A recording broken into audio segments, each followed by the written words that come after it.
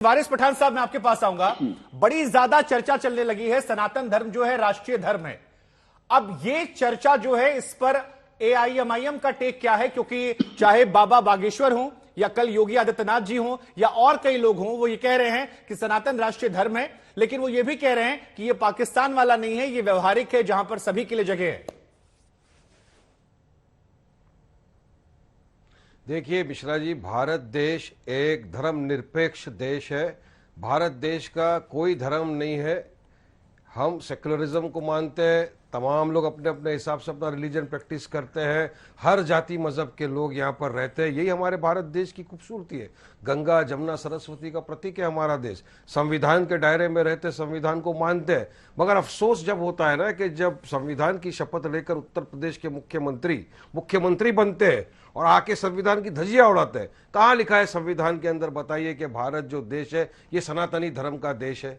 कहाँ है? कहीं भी नहीं है। अब मैं पूछना चाहूंगा, बीजेपी के प्रवक्ता इतना चिल्ला चिल्ला कर बोल रहे थे कि नहीं भारत का ये मजहब है, भारत का ये, तो क्या मोदी जी भी यही मानते हैं और बीजेपी भी यही मानती है कि भारत एक सनातनी धर्म देश है? मोदी जी को आगे क्लैरिफाई करना चाहिए, क्या वो योगी की बात से सहमत है या असहमत है? मगर वो नहीं करेंगे, ऐसा मुझे पता है। अब ये सब चीज बोलने की नौबत भी क्यों आ रही है आपको पता है मिश्रा जी? क्योंकि 2024 का चुनाव आ रहा है। अब सबसे बड़ा मोदी और योगी के सामने और पूरे बीजेपी के सामने एक जो ये आ गया है मसला, प्रॉब्लम, वो ये अडानी। अब अडानी को बचाना है किसी भी तरह, तो किस तरह बचाएंगे? देश का माइंड पूरी तरह से भटका दो, धर्म की राजनीति पे लेके आ जाओ। बस अब धर्म की बात होगी, देख लेना आप काफी दिन तक, जब तक अडानी का लोगों के दिमाग से पठान जी, आप तो टीवी पर, सोशल मीडिया पर काफी एक्टिव रहते हैं सर। रामचरितमानस के विवाद की बात हो या फिर बाबा बागेश्वर की विवाद, ये विवाद तो पहले हुआ था सर। बिहार के शिक्षा नहीं, आप ही बोलेगा सर, मैं केवल करेक्शन कर रहा हूं। बिहार के शिक्षा मंत्री ने रामचरितमानस को लेकर शुरुआत की थी और हिंदू राष्ट्र की शुरुआत बाबा बागेश्वर वाले विवाद से हुई थी, जहां पर उन्होंने अपने मंच से कहा, उसके बाद फॉलो अप हो रहा है। तो अडानी वाला मैटर तो सर अभी रिसेंटली आया है, वो पहले से घटनाएं कंटिन्यू चल रही हैं। देखिए, बागेश्वर बाबा ने जो बोला वो तो अक्के देश ने देखा ना क्या बोला। सब लोग बोल रहे हैं, मैं खुद नहीं बोल रहा, हमारे हिंदू भाई भी बोल रहे हैं कि ढोंगी बाबा है। आप की तरह एक पत्रकार को बुला लिया, उसको बता दिया तेरे भाई का नाम ये है, तेरी बेटी का ये काम है, तूने घर बनाया। मैं भी मिश्रा जी, मेरे को आधा घंटा दो, अब मैं गूगल पे आपका पूरा हिस्ट्री सर्च कर लेता हूँ, फिर आपको बताता हूँ कि आपकी पूरी स्टोरी क्या है। तो क्या मैं भी बाबा बन गया? तो ये सब चीज क्या है? एक ही वारिस पठान जी, देखिए अब आप व्यक्तिगत टिप्पणी करेंगे तो कई लोग नाराज हो जाएंगे सर। वो कहेंगे बहुत सारे मौलवी भी झाड़ फूक करते हैं, तो हम बाबा बागेश्वर पे या किसी धर्म पर टिप्पणी मत करें सर। आप जानते हैं बहुत ही सेंसिटिव इशू है, बहुत सारे दर्शक उनमें आस्था रखते हैं। जिनकी आस्था है वो माने, आप नहीं मान रहे हैं, आपकी नहीं आस्था है, तो अगर किसी पर किसी की आस्था है तो हम क्यों टिप्पणी करें? मानिए, मैं आस्था के खिलाफ नहीं हूं। आप उन्हें ढोंगी किस आधार पर कह रहे हैं? नहीं, आपने उन्हें ढोंगी किस आधार पर कह दिया? हो सकता है उनके समर्थक जो उन्हें मानते हो, कुछ लोग नहीं मानते हैं। अरे है, आपके पास कोई साइंटिफिक प्रूफ है?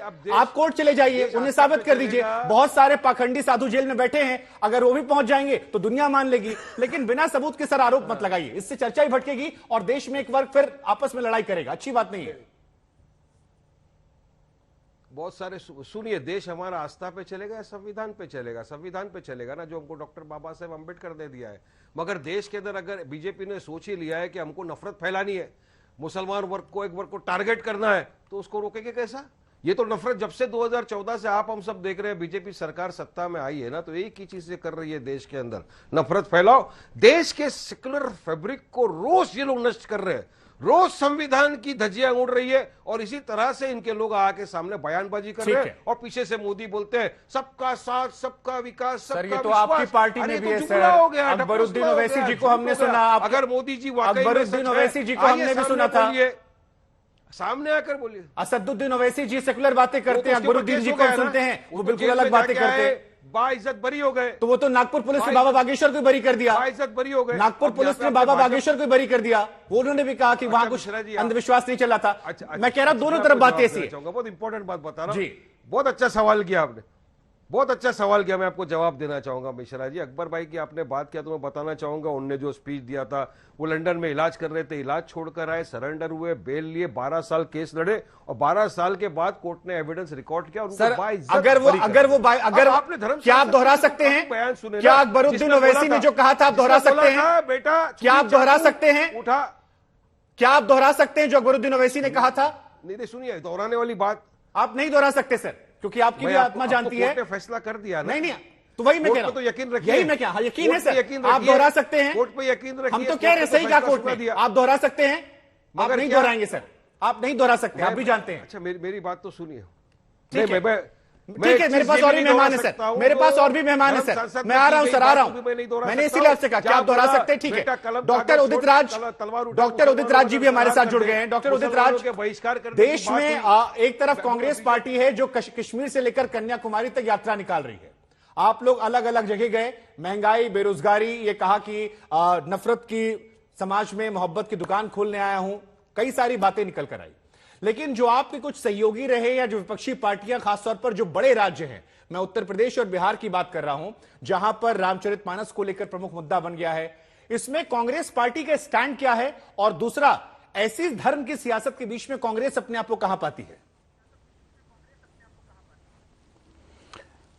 उम्मीद है शुभंकर जी, जिस तरह से आप चर्चा करा रहे हैं, मुझे मौका देंगे। 20 मिनट हो गया, ये 3 पार्टियों ने डिस्कस कर लिया है। तो देखिए, ऐसा है कि हमसे सवाल तो कुछ बनता ही नहीं है कांग्रेस से, क्योंकि ये जो विवाद है उत्तर प्रदेश और बिहार से चलता है। फिर भी मैं, यह देश से संबंधित है, संविधान से संबंधित है, तो जरूर पक्ष रखा जाएगा कि एक तरफ तो डेवलपमेंट एजेंडा की बात कहते हैं, दूसरी तरफ ये सनातन का। तो सनातन धर्म अगर है भी तो व्यक्तिगत धर्म है। अभी तक तो मुझे सनातन धर्म की कोई किताब नहीं मिली, मैं चाहूँगा पढ़ना, नियमावली नहीं मिली, उसका कोड क्या है राकेश त्रिपाठी जी बता दे या कोई बता दे। कोई सनातन कहता है तो कोई कहता नहीं हिंदू धर्म नहीं है, हिंदू धर्म अलग है, सनातन अलग है।